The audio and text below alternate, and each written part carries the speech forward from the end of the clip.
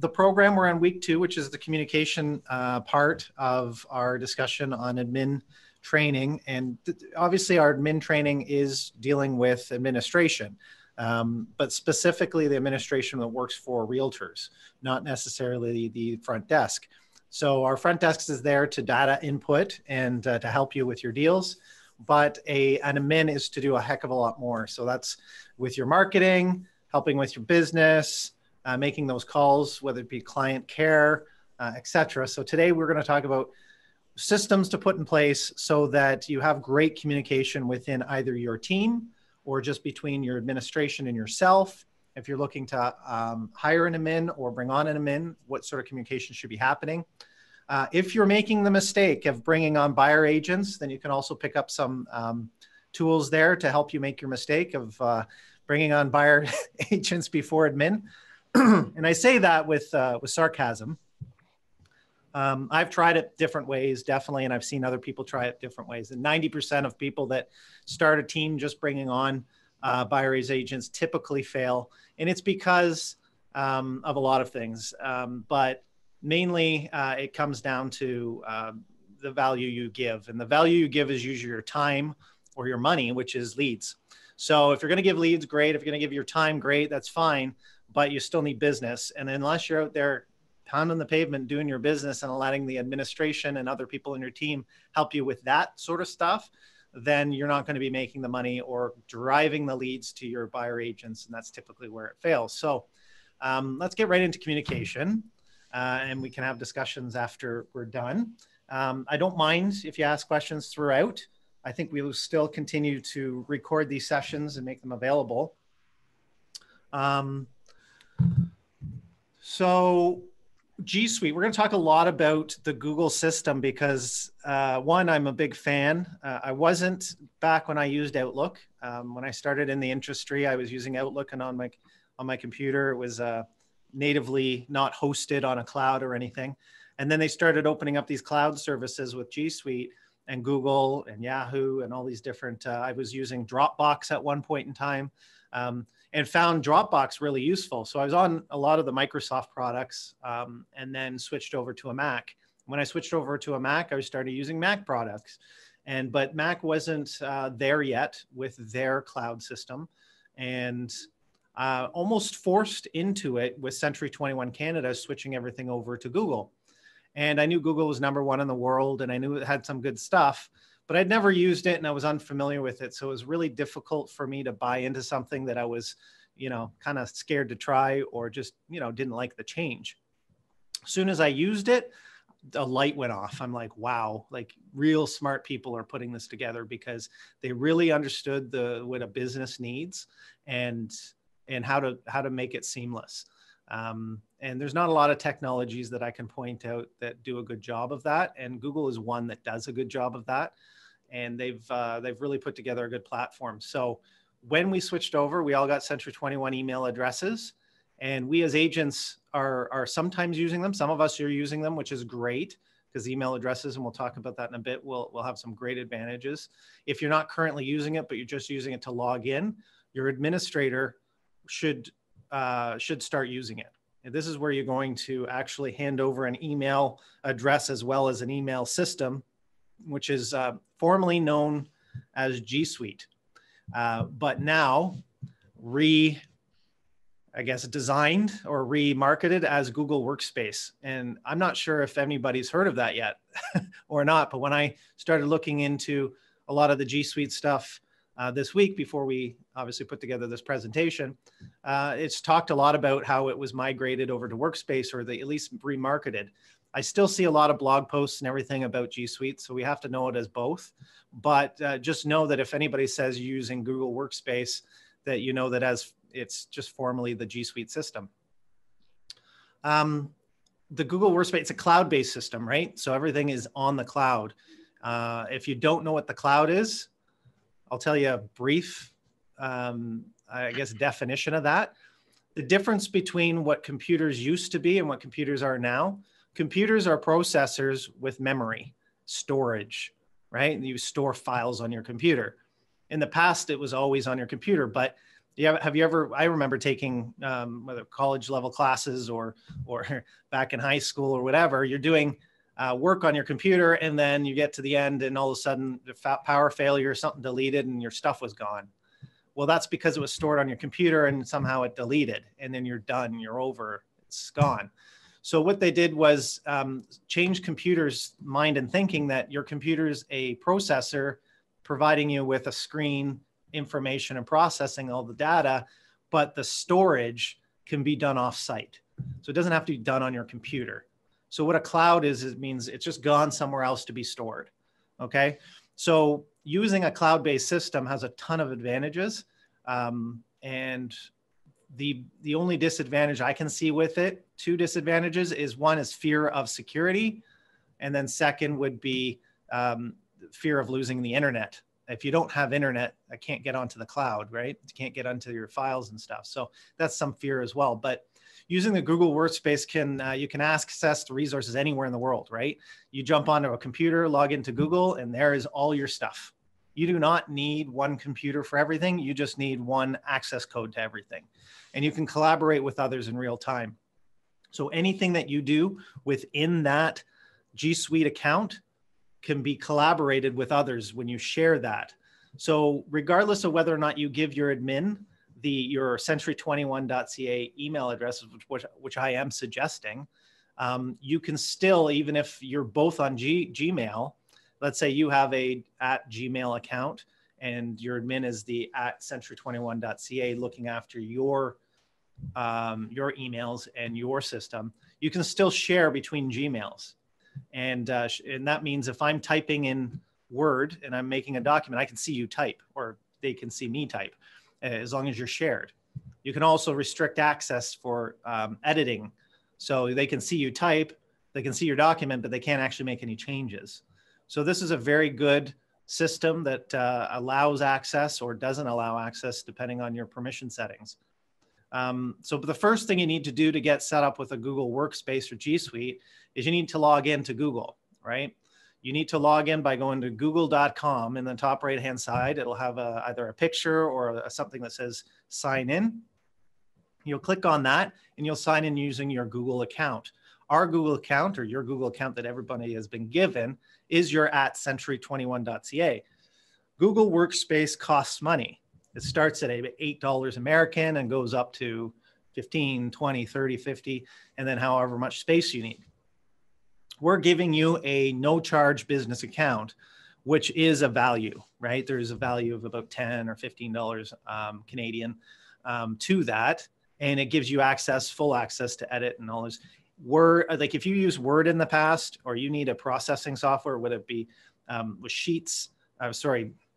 Everybody knows it as different things. A lot of people know it as Excel, right? Excel spreadsheet. So if you need to use an Excel spreadsheet or a spreadsheet, then you can use it with Google Sheets. And they talk to each other, right? So if you bring up an Excel spreadsheet in Google Sheets, it's seamless. So Google has found a way to mirror all the programs that you once used, whether it be Word, PowerPoint, Excel, etc. So that's another benefit, right? And then when you log in, you're getting access to all those programs with that account, your century21.ca account.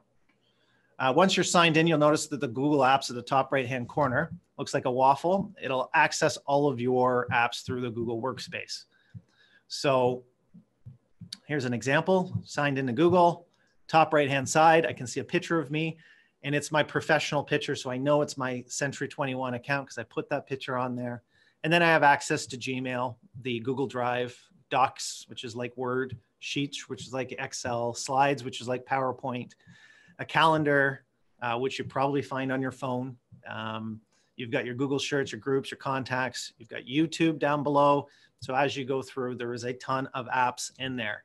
Okay, what we're doing as Century21 Canada, and it was an ingenious solution to connect a lot of our programs with a single sign-on.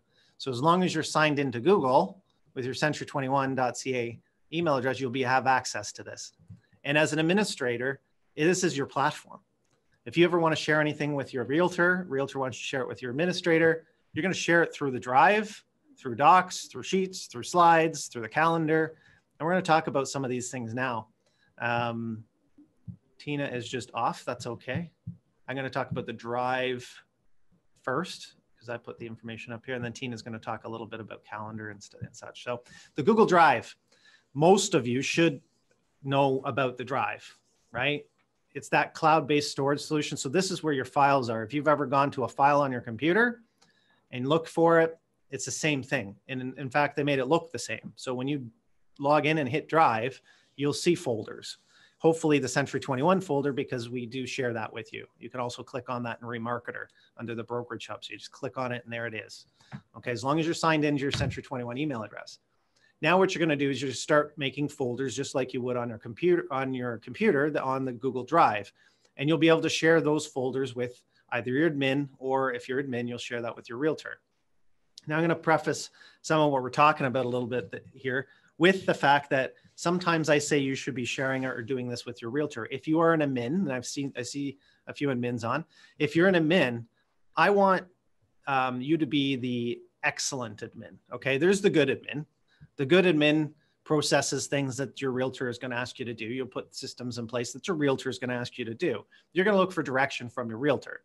Now, one of the reasons why your real estate agent hired you or using you is because you're probably better at something than they are, or they, hopefully you are. You're a better data processor. You're better at organizing. You're better at follow-up. You're better at a lot of things that they're not as good at, or just don't have the time to do. So take that next step and say, by the way, I've organized your stuff, right? We are now using the Drive. And they're going to say, oh, no, don't teach me new technologies. Don't worry. I've shared it with you. Click on your email. All you need to do is be signed in. That's it. And that you have access to these folders. And here's your marketing folder. And here's the team meeting. Here's the different things that you're going to share with them. You could have a folder for every listing, every buying. I used to do the folders. I used to use Dropbox, but switch over to Google Drive. It's the same thing. So you're sharing the information. It could be all the documentation, the working with a realtor, all that sort of stuff. You can share it in the Google Drive. I personally think it's a great way to do it. Now you would be doubling up if you're also using the web forms. So in web forms, there's also a transaction folder, and in there's documents. Same things. The idea is to put it on a cloud somewhere. Now, I personally think put it into documents on your transaction folder in web forms. Okay. And the reason why I say that is because you have a little bit more flexibility to be able to send that off within web forms as a deal submission. And we'll be getting more into that as time goes forward in the next few years with regards to using a full cloud-based submission system for all the documents. So you might as well start using it now because that's what we're going to be using. And it's all in one place and it's all real estate. So the Google Drive is there for you, and it is a great way to communicate with the realtor or administration. So you will click on that Google Drive icon with the waffles. And I'm going to play around with this as soon as we're done our slides and everything. You'll be able to upload or create files, folders, like I had said, share and organize the files. You can say share but edit only, or share with full edit access. And that's up to you. So it does have some great functions with the Google Drive. Now, calendar share. This is a daily calendar. If you're using currently Google Calendar, I'm going to get Tina to maybe go through some Google Calendar stuff with you. Are you there, Tina? Maybe not. Okay, I'll start off. I know that you're helping out there in Richmond Hill. So the calendar share daily, it's setting up a Google Calendar, both admin and agent for you two to share together. Okay, it'll help time block. What it'll help doing in book in appointments, right? And this is a whole organizational thing, and it's a big communication tool. If somebody calls and needs to be followed up and called back, and you schedule something to be called today, then there's your list of people that you need to call, and you can do that through Calendar Share.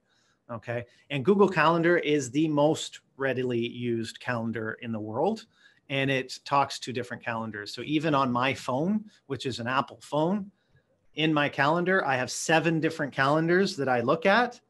And I'm looking, they're all different colors. I've got like 8 things on there for today. Personal calendar, right? I've got my training calendar with Century 21. I've got the Thornhill management calendar that Jalal and I was set up back in the summer.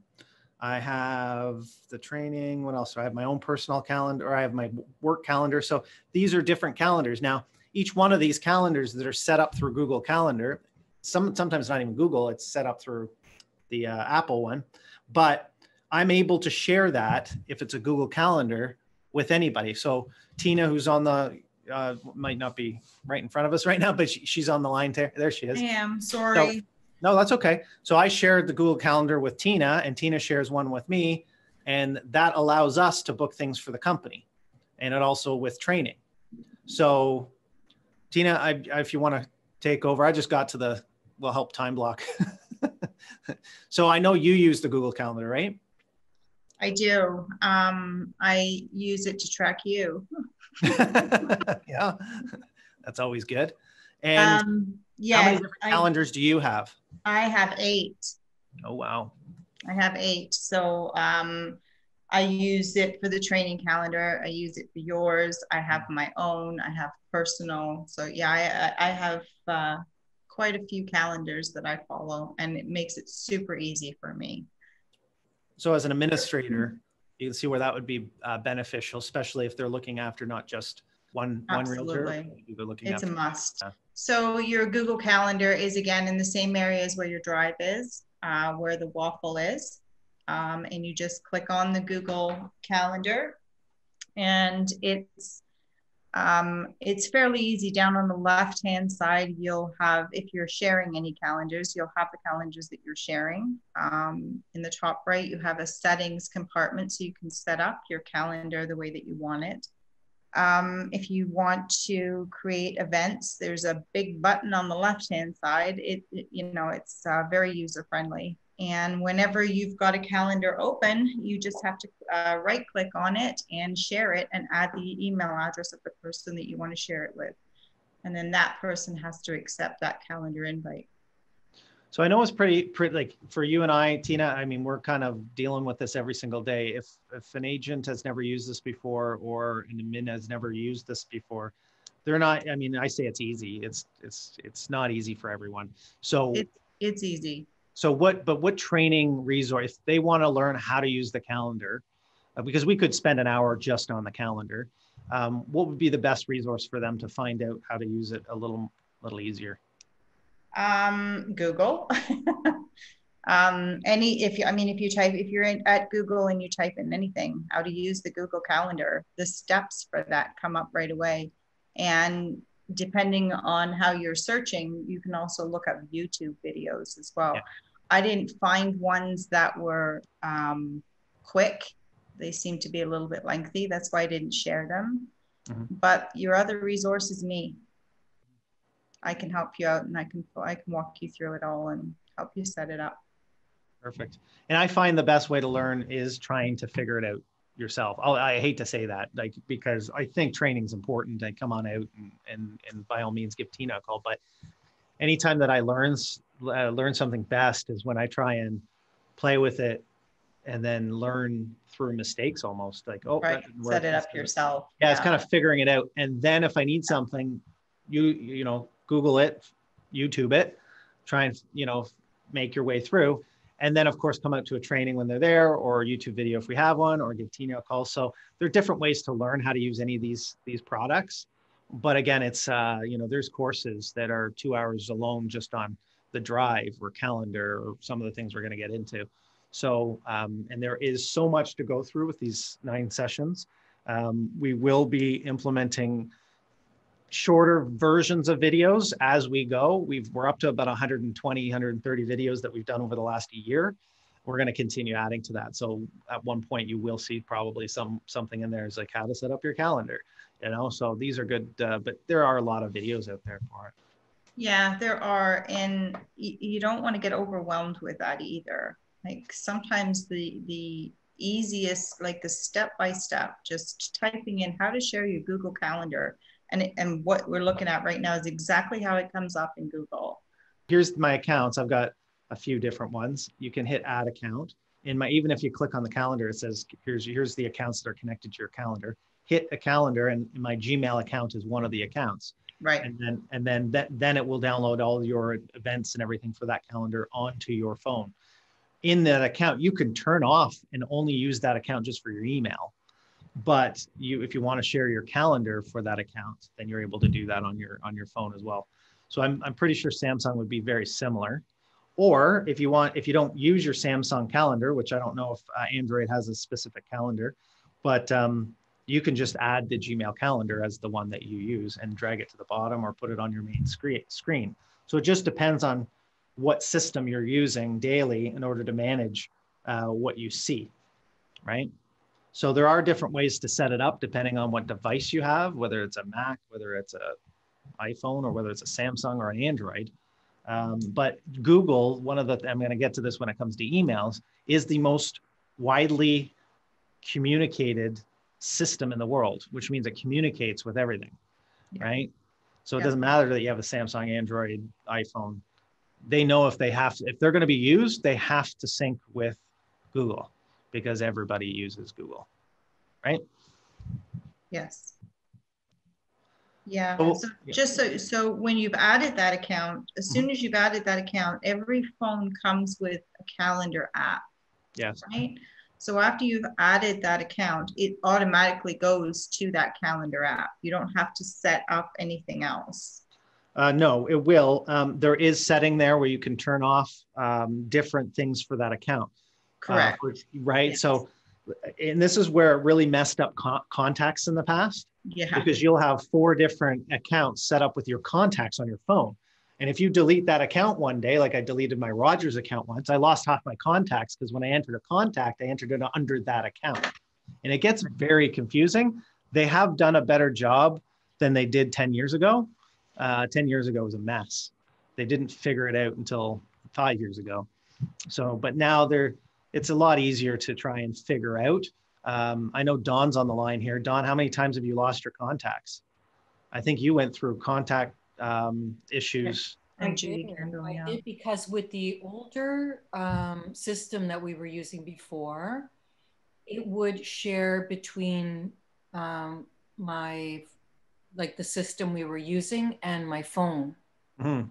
And then when we changed again, it wasn't doing that. And then it would started to fudge up stuff. So, I don't know. I like the idea of this, but the other day I had to send a document, an amendment on a property. So I took it from my Google Drive and sent it to, I think it was TD, because they needed this for financing for a change in the closing date. They couldn't open it. Yeah. When I sent it to the realtor, I did the same steps. I sent it to the realtor, and the realtor said, "No, because I checked with him. Do you have any problem opening it?" "No, no problem." So I don't know what I did differently. Yeah, and you know what, Don, you didn't do anything wrong. There are things that you can do to change, for example, who sees it. So one of the questions is, do you want just everybody in Century 21 to have access? Do you want to have everyone have access? And so those are access levels. But if you're dealing with a bank and they're opening it at the bank, banks put huge restrictions on stuff like that. They will not allow it unless it's like vetted. So if you send a shared link, they say, no, we're not going to let you click on any links. Right. So that's where you have to download it physically and then send it separately as an attachment. Yeah. Thank you. Thanks for the clarification. No problem. Yeah, I'm always looking for good ways to keep my contacts organized. Thanks, guys. No problem. And I think, Marilyn had I just remember so many different people calling Judy Tina, Kendall, and Tina would spend, Judy Kendall, spending days on these sort of things, trying to figure out where your contacts went. So certainly much better. It is. And that's why there's a few things that I know everything is now done. All Century 21, all realtor stuff is done through G Suite or Workspace.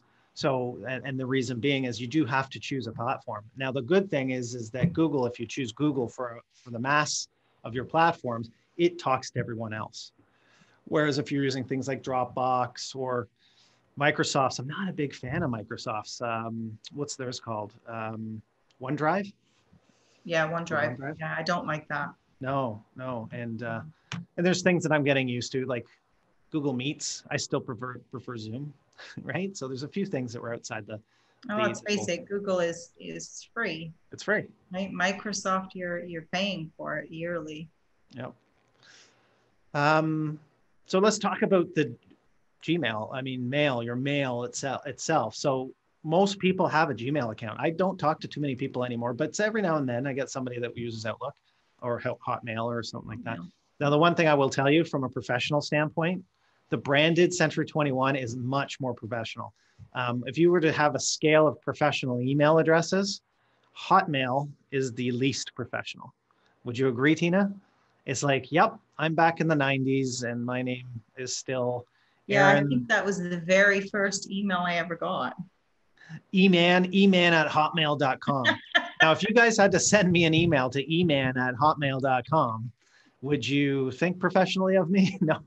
So this is a way to stay professional. It's your silent marketing. When people see Century 21, they know you're a real estate agent. That's important. Silently in the background, always reminding people every time you send an email, whether it's personal or not, it's that the Century 21 makes a big difference. And I'm a realtor, right? So Century 21 as a branded, I'm not sending you this because, you know, if you go on even on eBay or something and sell something on Facebook Marketplace and somebody's contacting you and it says at century21.ca, guess what they're going to ask? How's the market? I say, this market's great. Whereabouts are you? I'm out in Brampton. Oh yeah, no, I've heard COVID's hitting hard right now. Like I just know this because I watched the news today for some stupid reason. But you can have those conversations and get into, okay, so now the real estate market, well, I'm thinking about selling. And all of a sudden you sell something to $20,000 comes in because the person knew you're a real estate agent because you had a Century 21 email address. I mean, I know it seems crazy, but chalk it up to small things like that and do a lot of them really well. You'll get a lot of extra business every year because of it. The fact that Gmail is respected, trusted, world's most used email service, there's a lot of advantages to that. They do the best at spam filtering. And I know it doesn't seem like that sometimes, but all the research I've done, nobody does spam filtering better than Gmail. And that sometimes when you say filtering, it's the things that get by are the things that I care about. It's not the things that they filter out, right? As much as it is, but I don't want to miss a good email either. So it knows who it is that is trusted, who's not trusted, who's been whitelisted, blacklisted. These are things that happen in the background. If you're going to want to ensure that you get all your emails but see as little spam as possible, Gmail is the way to go. Access, it can be shared with realtors and men. We talked a lot about that. So, and then connectivity, it's most connected. So universally, if you were going to use BombBomb as a video service moving forward, or if you're going to suggest it, you're the admin and say, hey, you know, here's a good idea that I learned at the admin meeting is, you know, BombBomb's a good way to communicate. Why don't we try it? By the way, we can get it for $25 and the light version is just hooked up with Gmail and it reads your Gmails and it knows if people have opened it. It's a great add-on, but you can only have it if you have Gmail, right? And that's available. So weekly meetings. Whoops. Let's go into, I look at communication, one as the utmost and most important, pretty close to most important thing about any job, but especially when it comes to administration and real estate is how we communicate. We're going to talk about weekly meetings, daily communications, monthly communications, yearly. What are things that you need to make sure are happening so that everyone is connected, stays in touch with each other, everyone knows what everyone else is doing. We run a little risk of, you know, I hate analogies. I love analogies, but I hate them because I can never get them right, but always don't know what the left hand is doing with the right. How's that go, Tina? The right hand doesn't know what the left hand's doing. Is that right? Yeah. Isabel won't tell you. 12 of another. Anyway, so yeah, so having that happening is very important that we stay on the same page. Giving an opportunity for everyone who needs to communicate with each other to have that opportunity weekly to talk and say, hey, listen, by the way, this happened to me last week. How do I work on that? And, you know, so by having a meeting up weekly, goal setting is much easier. In each review, you can discuss the new goals, better ways to achieve current objectives. Weekly meetings allow the admin and the realtor to stay on track as they work towards achieving goals. If you have 12 things that need to be done, because here's the list of things that need to be done, what's the most important thing, and work your way down. If you don't meet, you don't know what's the most important, and you don't know how to improve or how to better manage expectation of each of the people that you're connecting with. So weekly meetings have to happen, whether or not you're admin and it's just one other person. But if you're the admin of an agent currently today and you don't have a weekly meeting, I want you to go back to your realtor and say, I need to have a weekly meeting with you. And they're going to say, well, why? We talk every day. Yeah, but we don't have a specific agenda of what we need to go over every week, right? What's happening this week? What are we doing Wednesday, Thursday? I know I talk to you every day, but if we don't have a clear focus, I'm going to work on something that wasn't as important on Tuesday. And unfortunately, you're going to be upset that I didn't get that thing done for Wednesday because my priorities otherwise. I want to make sure that we're all always, and we're going to talk about things to go over in meetings. You can find a good example of a weekly meeting agenda. It's under the team section. This is for teams. Even if you're a single team, that doesn't exist. A two-person team, so you're a partnership or you're a admin and realtor, it doesn't matter. You still need this. And I'm going to bring up a weekly team meeting actually. And we have a team section in our drive under Heritage Group. So when I go into my drive, these are all my folders, but if you go into Heritage Group, because that's the one that's shared with all of you and Heritage agents, there's a team section. And I put a lot of good resources in here. One of them are team meetings. And if I just bring up the PDF, I'm going to show you what an example of a team meeting looks like. This was done for a team, and then we just changed it up to be a little more generic. So weekly team meeting, maybe a team vision statement, and then overview. So every week we'll talk about these sections, right? So accountabilities, where are we at with warm leads, calling hot leads? What are your 3 pillars, your time blocking, attendance for the meetings, how many leads a month to reach goals, so some analytics, sphere of influence. So I talked to them about dividing sphere up into 11, start calling. Which list are you working on this week? Online office, in this case, the online office is now Remarketer, so that's changed. But the action plan, so tasking within Remarketer, what do your tasks look like for the week? 2 events a year, what events are we planning for coming up? How many people are in your newsletter? Social media, what are you posting this week? Have you sent out your two note cards a day? How are you doing with that? So that's really your sphere. So talk about your listings. You should bring your listings, what are you getting good response? Do we need to relist, to cancel? Need to do a price change? Are you door knock the street? Have you put it on social? Feedback communication. So these are all things to talk about with regards to your listings. Are we hosting an open house this week? What do we have to do to get ready for the open house? Are we farming? If it's part of your business plan, then how's that going? What's next? Are we going to be out there more door knocking, more flyers, more whatever? Have we received any calls, any feedback? What should we do better to improve it? Always bring for team members your listing folders, the sphere of influence list. I want to see the list. I want to know if you have addresses. I want to know who you're contacting. I want to know all that information. And every week we're going to discuss these things. Okay, so that's an example of a team meeting that we would go through every week.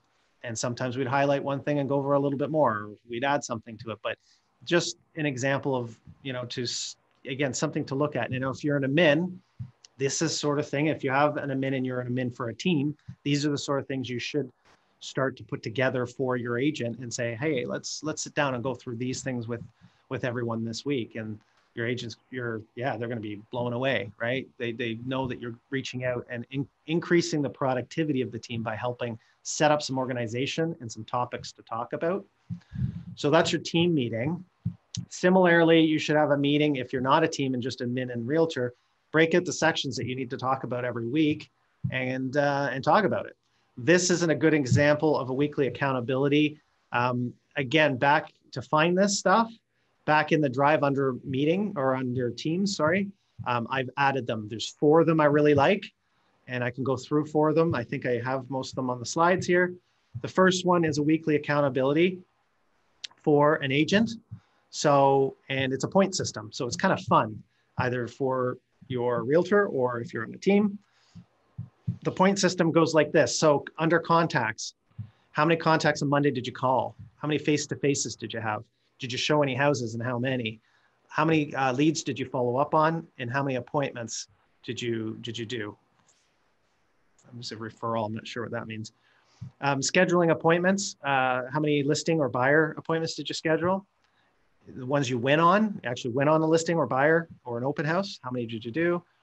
Any closings? Closings coming up for listing, buying, and then sales transactions if you actually did a transaction. So, and then you add these points up. Your goal each day is at least to get 10 for the day. So if you had a hard sphere of influence day, you can still get 9 out of 10. This was a hard sphere. This was an appointment day, right? You only got 4. Your goal was 5 on a Wednesday, 5 on a Thursday, but 10 for Friday and 5 for Sunday, or 5 for Saturday and 0 for Sunday. So you got to set up the goals and the point systems to see which days are going to be heavy days, which ones are going to be light days. But this is a great accountability checklist that you can go through in a team meeting, and an admin could set up for their realtor to help hold them accountable. We as realtors, we want to be held accountable, and our administration is a great place to start. You know, we just want you to be organized and follow up, and we need that. So this is a good accountability checklist. Here's a monthly accountability checklist. So these are the days of the week, and another one that you can use in conjunction or in replacement of the last one we just looked at. So on day 1, so November 1st, how do we do to generate new business, right? So give yourself some, did you generate new business? Yes. Did you reach out to my past clients? Yes. Did you build a positive relationships? We can talk about this every week and go through and daily. If you want that daily accountability, and then you look at it for the month, week, and then you look at your averages. So, but there's some nice stuff in here that I like too. Did you exercise today? Did you get a good night's sleep last night? And you start to sing, it's just no, you're not getting a good night's sleep. Let's talk about that. Have you ever tried melatonin? Right? What's on your mind? Do we need to maybe exercise a bit more, to be a bit more tired at the end of the day? Be grateful for what you have. Are you grateful? Are you learning something new? Right? Are you listening to podcasts? What's the podcast I'm listening to right now is What You Should Know, or I think it's called What You Should Know. Does anybody listen to that one? I think it's called What You Should Know. Anyway, it's a podcast about anything. It could be like how microphones work, how phone systems work. Last time was how was continents names created? So how did they name North America? Who's in charge of naming North America? Like, it was crazy. So but these are things that you want to talk about, especially when a team or as a team, or helping somebody motivate themselves. It's not always about business, right? Somebody's demotivated, not because the business is bad. Maybe it's something at home. Maybe they're tired. Maybe they're not eating right. These are all good things. So it's stuff you should know, isn't it? Yeah, that's it. Stuff you should know. Thank you. I knew I was off a little. So that's another good checklist, or accountability. Now, we also said that we'd be bringing checklists to today's meeting, promised, and I have one for you. Okay, it's called the Listing Marketing Checklist. And I am going to bring that open again. Heritage Group Drive. You can see why this is important for me to communicate to you and help you with some of these files. It's the same thing. The way I'm sharing today, this is the way you're going to share amongst your admin or realtor. So I'm going to go in the marketing under listings. Okay, I put it under listing presentations. There's the listing checklist. And this isn't a listing checklist like just about, yeah, put it on the MLS. Yes, I'll do the working with the realtor. It's got all the marketing stuff in there, and you're welcome to make your own checklist, right? Everybody has a different path they take their sellers on. But these are things that when I sold, I used these checklists on every listing. And I gave this checklist, I actually called it something different. I didn't call it the listing marketing checklist. I called it the marketing proposal for 123 John Street. This is the proposal. What I'm going to do, this is the things I'm proposing to do in my listing presentation, right? And I'll go through this list, and they'll see all that goes in to having a listing done. And I'm not going to name off everything here because I'm going to bore you. But pre-listing activities, what are you going to do before the listing is put on the market, right? A lot of the stuff is done ahead of time. One thing to point out, you should have an exclusive listing signed 2 weeks prior to listing it. Because what if somebody knocks on the door if they decide to use another agent, right? Get an exclusive listing. When I say use another agent, you cannot pre-sign an MLS listing and expect to have that listing. If it doesn't hit MLS because it's sold before MLS, it's not a listing. That contract you signed isn't a contract until it's on MLS. So if you've gone on a listing presentation, you're getting the house staged, there is absolutely no way until it hits MLS that there is no way to lock anybody into a contract that you're going to help them sell their house unless it's done exclusively. So make sure you have an exclusive listing done ahead of time. So that's one of the things that's on here. That's just an example, right? You're ordering all the other stuff. What happens the first day on the market? That's an important day. Double check this, make sure that's done, right? We have had people come back 2 weeks after a house is listed and said, well, it's not showing up properly on this website, our website, or something's happened, right? So there's a technical issue, right? Or yeah, the picture was wrong. You've 2 weeks without knowing that. How is that possible? Well, you guys listed it. I just assume you do a good job of listing well, we try, right? There's always human error. There's always technology error. Double check everything. Here's your list. Go through it. You know, you're double checking to make sure it's active on personal sites. Make sure it's put up on the sites that you said it would go on. Make sure you email the list to the client and have them look over it, right? These are all good stuff. What to do the first week. So now it's on the market. First day's gone by. Everybody's happy with the listing. Pictures are up on all the websites. Well, what should we be doing to market this? Let's start doing blogging. Let's start calling for feedback. Let's use directional signs if it's on off street. Advertise it on realtor.ca. This is one I always forgot, right? I said I would do an open house on the weekend. It was a Saturday open house, and then Friday, I'm like, I forgot to add it to realtor.ca. Of course, you add it to realtor.ca on Friday. Guess when it shows up? Saturday. It meant nothing. So if I had the checklist in place, I would have done it on Tuesday. And if I had an administrator, I wouldn't have forgot to do it. So these are things that the administration can go through and say and follow up with you. And they say, well, you know, I haven't done that. Thank you for calling and telling me. Like, these are great administrative checklists. Every week after the listing starts. So now that's up in the market, first week went by, you did all the great stuff. Well, we need to, I forgot to take that off, but rerun the listing. Well, we can't do that anymore, right? TREB doesn't allow us to rerun listings. We can't make little changes. If they find it, we'll be fine. So these are things that we need to take off, but the other stuff is there. Contact agents, activity reports, once a month or once a week to the client, follow up with the client, ongoing contact, all that kind of stuff. And then as soon as an offer comes in, this is what we go through, right? As soon as the offer is done, this is the paperwork that needs to be done. So if this checklist, all these checklists are attached to the listing and everything's done properly, we've got a great client journey. Everybody's happy. Everything was done properly.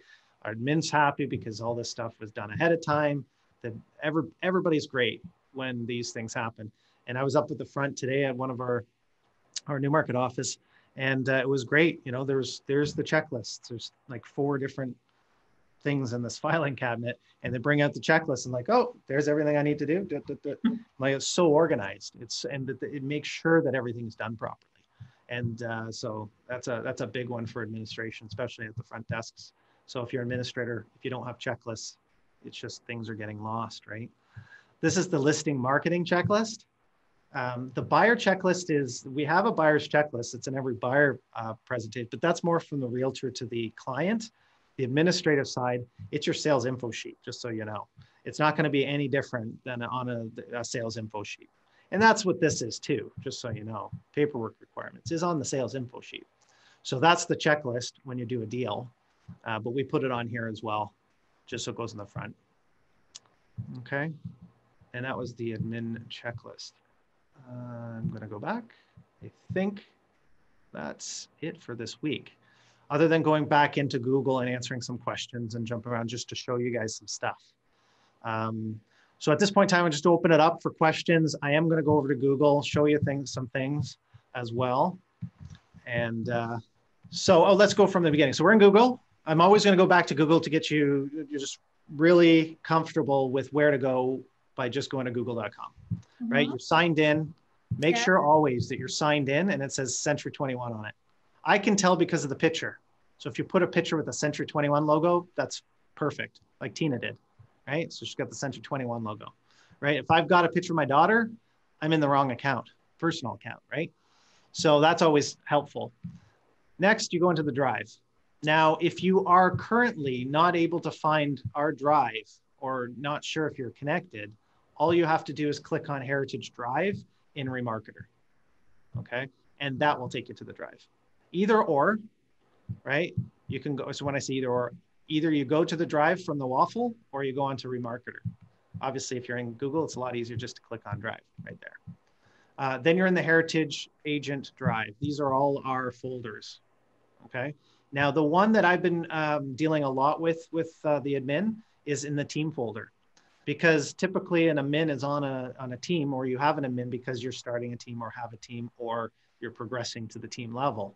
So under teams, we have scripts, meetings, lead gen, contracts, administrative responsibilities, and then structures, hiring, and onboarding. So these are different things that I'm sharing with you.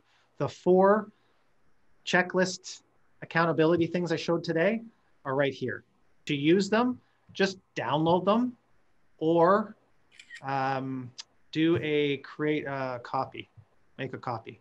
As soon as you make a copy, what it does is it saves it in your drive as an editable version. If you try and edit this, it's going to say, sorry, you can't edit, right? If you try and edit this. This is another one that I didn't show you today. It's for teams. It's not for admin, but this is another one where you have a team. You've got the team leader, the agent. You've got your personal goals set up at the top. And then you've got all the accountability stuff. So how many listings did they do? How many this, that. So this is for a team. The other one that I really like for the team, this one I played with today. This was cool. Anything in blue, you fill in. And I'm going to probably start doing this with business planning. This is what you need to do for each week. So if you want to make $100,000 this year, okay, you're going to need 8 ends. You're going to need 8 ends of deals, because I put down here, 13,000 is my average income per deal. And I need to take, and they also ask for more percentages. So how many percentage-wise, how many deals do you do that are listings or buying? So you put those percentage in there. And then how many out of, what's my percent of the transactions will close? If I get 7 listings, 90% of the 7 will close, I'll sell them. And then here's another one. If you go on a listing presentation, what percentage of the presentation are you probably going to get? So you getting 1 in 3? You should, which is about 33%. So you got to enter these numbers in and to put your income in there, 100,000. And then it's going to tell you, you need 8 ends, 7 listings, 4 buyers. You're going to need 14 listing contracts. You need 42 listing appointments. You need 38 buyer trips, and you need 80 total listing appointments for a weekly appointment goal of 1.8 as a number of things you need to do, and dollar per appointment. So 1.8 appointments. So I need to go on 2 appointments every week, right? To make that 100,000. Anyway, so that's kind of a neat little one as well. So those are the 4 things that are in the team section, and then the other 2 I showed you. You will, at some point in time, want to probably put your business place page for, this is where you're going to, if you're an administrator or you've got your administration to set you up, you will want to set up your business. So there's Judy Kendall. She's open and she closes at 9. Her phone number, she's a business, right? Judy Kendall, Central 21 Heritage Group. I would suggest that if Judy was on the call, that she puts 24 hours as hours of operation, unless she doesn't want to take calls after 9. That's possible, right? But that's where you're going to go in to do it in my business. Okay, and it's going to take a while to set that up, and you're going to need to tell the office, because they're going to say, where's your address? And it's going to say, let's say 17035 Yonge, which is Newmarket. Then it's going to send some mail to us, and we have to verify that you are who you say you are, so that you're associated with that address.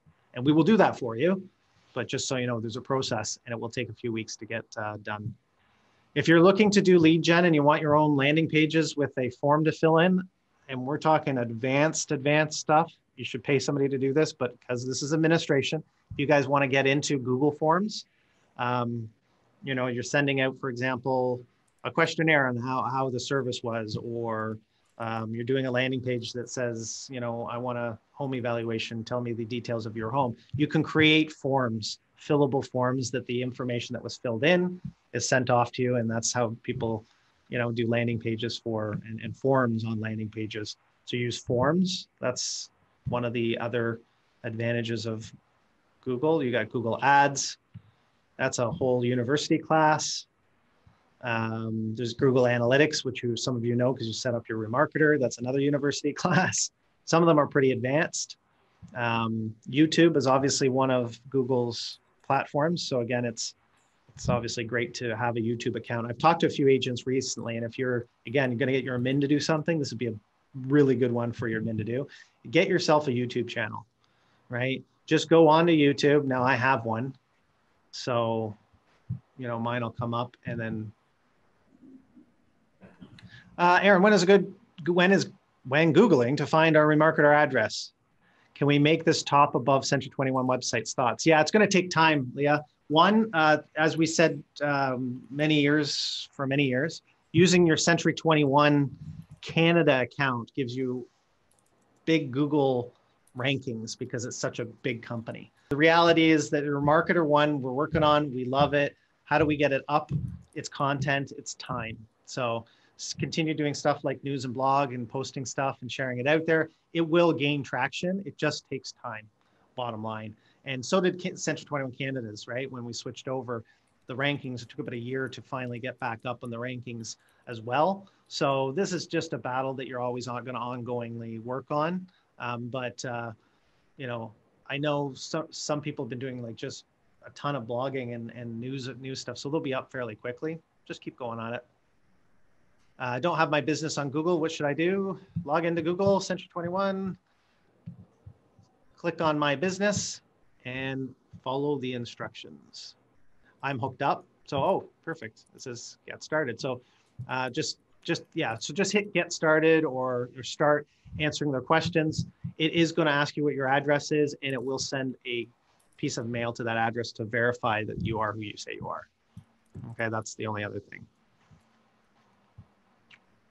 All right, that's all.